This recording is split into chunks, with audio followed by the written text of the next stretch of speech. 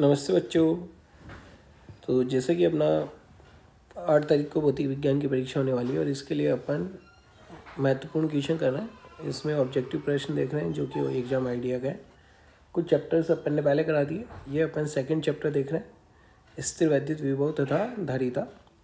इससे एक ऑब्जेक्टिव प्रश्न आएगा, एक अपने पास क्या आएगा, वेरी शॉर्ट 1 लाइन का क्वेश्चन आएगा 1 नंबर का, और 1.5 नंबर का 3-4 लाइन का, जिसे शॉर्ट आंसर टाइप अपन क्वेश्चन बोलते हैं। तो इसके ऑब्जेक्टिव क्वेश्चन अपन सॉल्व कर रहे हैं पहले यहाँ पे। तो ऑब्जेक्टिव क्वेश्चन में पहला क्वेश्चन अपने पास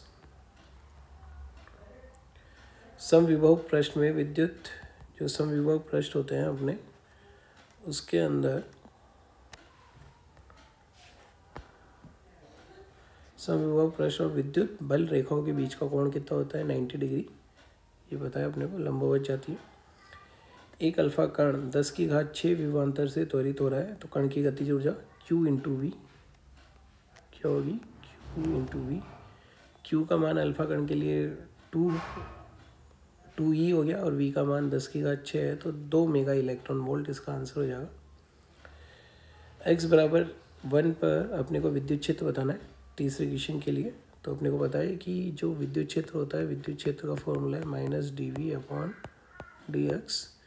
तो इसको अगर अपन सोल्व करेंगे तो अपने पास जो आंसर आ जाएगा, तीसरे का आंसर आएगा 20 वोल्ट प्रति metre. 1/2 epsilon naught into E square ऊर्जा घनत्व है। तो ऊर्जा घनत्व के लिए ऊर्जा में आयतन का भाग देंगे, तो इसकी विमा आ जाएगी अपने पास, आ जाएगी m1 l⁻⁻1 t⁻²। पृथ्वी का विद्युत विभव 0 माना जाता है क्योंकि पृथ्वी एक चालक है। सी की धारिता के संधारित्र में संचित ऊर्जा क्या होगी जब इसका विभव v तक बढ़ाया जा रहा है, 1/2 CV²। समांतर प्लेट संधारित्र के मध्य की दूरी d है, क्षेत्रफल a है, के पराविद्युतांक के पदार्थ की t मोटाई वाली एक शीट रखी जाती है। तो इसकी धारिता तो पता है अपने को, फॉर्मूला क्या है इसका, epsilon not a upon d minus t plus t upon k। तो ये फॉर्मूला किसमें मिल रहा है, ये देखो, अगर मैं t को कॉमन ले लूँ तो ये वाला फॉर्मूला मिल जाएगा। तो उसका आंसर इसका क्या हो जाएगा, सही हो जाएगा।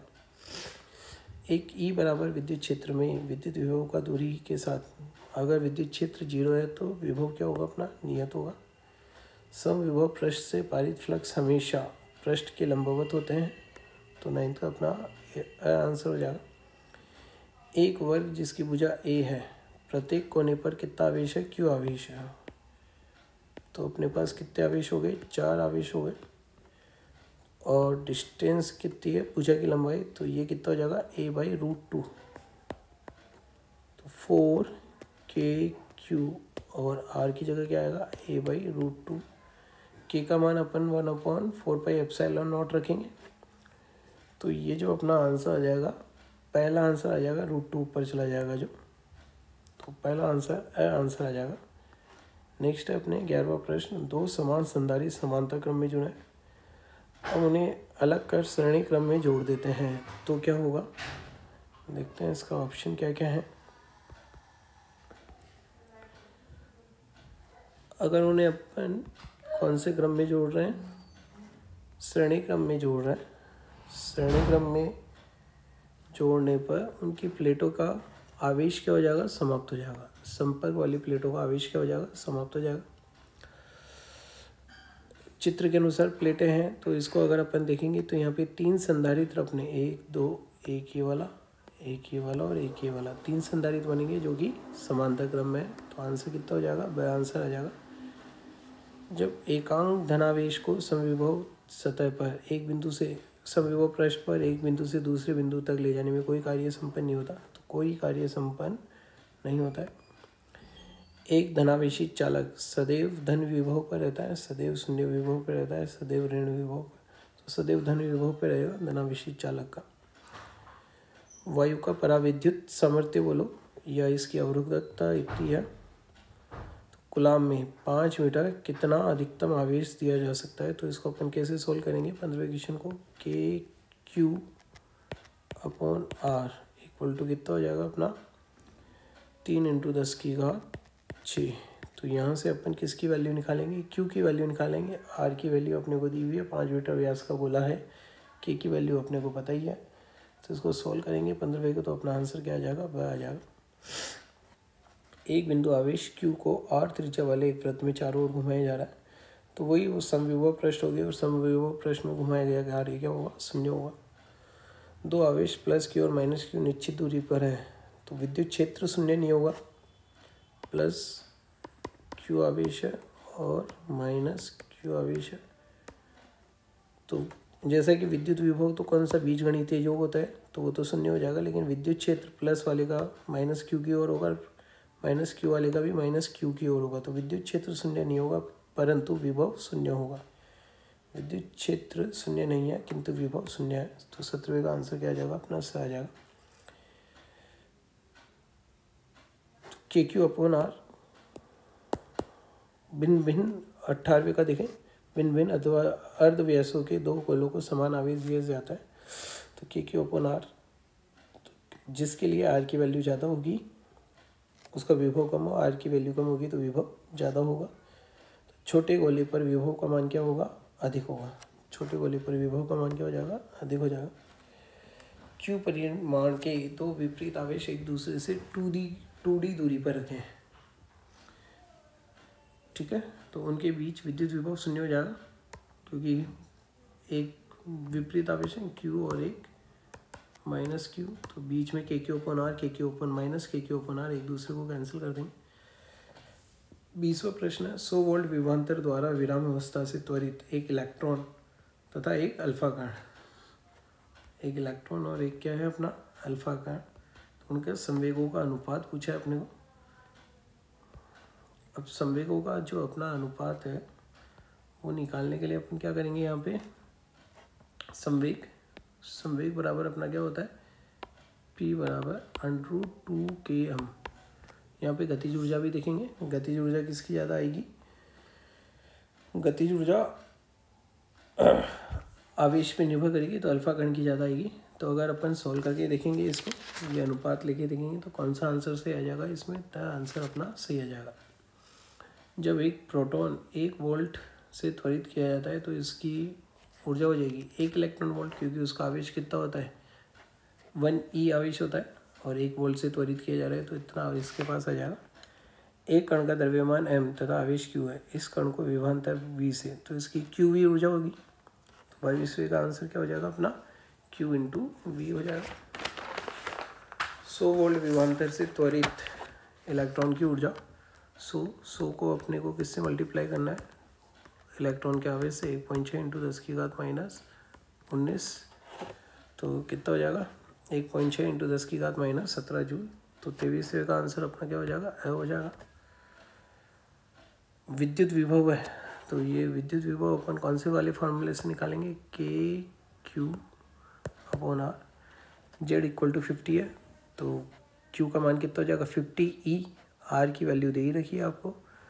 तो इसको अगर अपन सोल्व करेंगे 24वें प्रश्न को, तो अपने पास आंसर क्या आ जाएगा, ब आ जाएगा। इसका कौन सा सही है, जूल क्या होता है, कूलम इंटू वोल्ट होता है।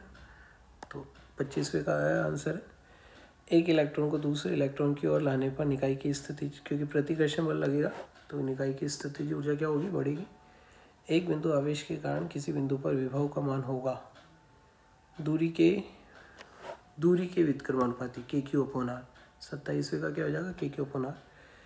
एक संधारित्र को बैटरी द्वारा आवेशित करके बैटरी से अपन क्या कर देते हैं, विच्छेद कर देते हैं। आवेशित करके बैटरी से क्या कर देते हैं, विच्छेद कर देते हैं। संधारित्र की पट्टिकाओं के बीच डाइलेक्ट्रिक प्लेट लगाते हैं। अब क्या होगा, इसके अंदर पट्टिकाओं में विभवांतर की कमी आएगी, क्योंकि डाइलेक्ट्रिक प्लेट लग गई। संचित ऊर्जा में भी कमी आएगी, परंतु पट्टिकाओं के आवेश में कोई परिवर्तन नहीं आएगा, क्योंकि आवेश संरक्षण का नियम यहाँ पर लगेगा। किसी आवेशी संधारित्र की स्थिति ऊर्जा निम्न में से किस सूत्र से प्राप्त कर सकते हैं, Q²/2C से हो जाएगा। प्रत्येक आवेशी संधारित्र में ऊर्जा रहती है पट्टिकाओं के मध्य विद्युत क्षेत्र में। आंसर सही है। जब दो आवेशी चालकों पर परस्पर स्पर्श कराया जाता है, तो दो आवेशी चालकों को परस्पर स्पर्श कराया जाता है तो दोनों का ऊर्जा कुल ऊर्जा संरक्षित नहीं रहती, क्योंकि एक जगह से दूसरी जगह आवेश जाएंगे तो करंट फ्लो में कुछ ऊर्जा चली जाती है, लॉस हो जाता है। तो क्या होगा इसके अंदर, आवेश संरक्षित रहेगा, दोनों चालकों की कुल ऊर्जा संरक्षित रहेंगी, दोनों चालकों का आवेश संरक्षित रहेगा। ठीक है, तो इसमें 31 का अपने क्या आंसर आ जाएगा, ब आंसर आ जाएगा। अगला देख रहे हैं अपन 40 प्रश्न लगभग इसमें। तो अगला है 32वां अपने पास, वह विभव प्रवणता जिस पर किसी संधारित्र का पराविद्युत सामर्थ्य या पराविद्युत क्षमता बोलते हैं, एक समांतर प्लेट संधारित्र की धारिता C है, यदि उनके मध्य की दूरी आधी कर दें तो दूरी आधी करने पर धारिता क्या हो जाएगी, डबल हो जाएगी। फिर अपना जब संधारित्र में पराविद्युत के स्थान पर, पराविद्युत वायु के स्थान पर के पराविद्युतांक वाला तो K गुना बढ़ जाती है। अगर अपन पे पराविद्युत माध्यम डाल देता तो K गुना बढ़ जाती है। समांतर प्लेट संधारित्र की धारिता बढ़ती है, क्षेत्रफल धारिता बढ़ती है, क्षेत्रफल बढ़ाने पर बढ़ती है। 36वां, एक समांतर पट संधारित्र के प्लेटों के मध्य की दूरी D है, D/2 मोटाई की प्लेट रख देने पर तो इसकी धारिता कितनी हो जाएगी, D/2 प्लेट मोटाई की प्लेट रख दी तो इसकी धारिता क्या हो जाएगी, दुगनी हो जाएगी। D/2 धातु की प्लेट, वही वाला फॉर्मूला लगता है इसमें, कौन सा, C बराबर ε0A upon D-T plus T upon K का मान इसके लिए अनंत हो जाएगा, और D-T आदि D-D/2 कितना हो जाएगा, D/2, तो ऊपर 2 चला जाएगा तो इसकी धारिता क्या हो जाएगी, डबल हो जाएगी। जब C1 C2 संधारित्र समांतर क्रम में संयोजित है तो सीधा आंसर C1 प्लस C2 आ जाएगा। 5 संधारित्र जिनमें प्रत्येक की धारिता 10 माइक्रोफैरड है, तुल्य धारिता, ये अपने किस में जुड़े हुए हैं, ये व्हीटस्टोन ब्रिज है, और व्हीटस्टोन ब्रिज में P अनुपात Q बराबर R अनुपात S होता है, तो बीच में कोई भी आवेश नहीं जाएगा, तो इसको अपन हटा सकते हैं। इसको हटाते ही ऊपर वाला 5 हो गया, नीचे वाला भी 5 हो गया, और टोटल धारिता कितनी हो जाएगी, 10 माइक्रोफैरड हो जाएगी। संधारित्र में 1/C इक्विवेलेंट कितना होता है अपना, 1/C1 plus 1/C2 plus 1/C3, तो कौन सा ऑप्शन आ जाएगा, सा ऑप्शन आ जाएगा। निम्न चित्र में कुल धारिता होगी, तो यहाँ पे भी अपन देखते हैं कि P अनुपात Q बराबर R अनुपात S है, क्या 3/4 और 6/8, तो इससे कोई भी धारा नहीं, इसमें कोई भी आवेश नहीं जाएगा, इसको हटा सकते हैं अपन। तो ऊपर वाले का कितना हो गया, 2 माइक्रोफैरड, 3 और 6 को अगर अपन श्रेणी क्रम में जोड़ेंगे तो 2 माइक्रोफैरड हो जाएगा, और 4 और 8 को जोड़ेंगे तो अपना कितना हो जाएगा, 4 × 8/4 प्लस 8, 32/12, 32/12, 4 का भाग गया तो 8/3, 8/3 प्लस 2 जोड़ने तो 3 2 नीचे 8 6 14/3 इसका आंसर आ जाएगा। तो यहाँ पे ये चैप्टर भी अपना फिनिश हुआ। तो इनको आप सभी ऑब्जेक्टिव को करते रहें, जिससे आपकी ऑब्जेक्टिव की प्रैक्टिस बनी रहे।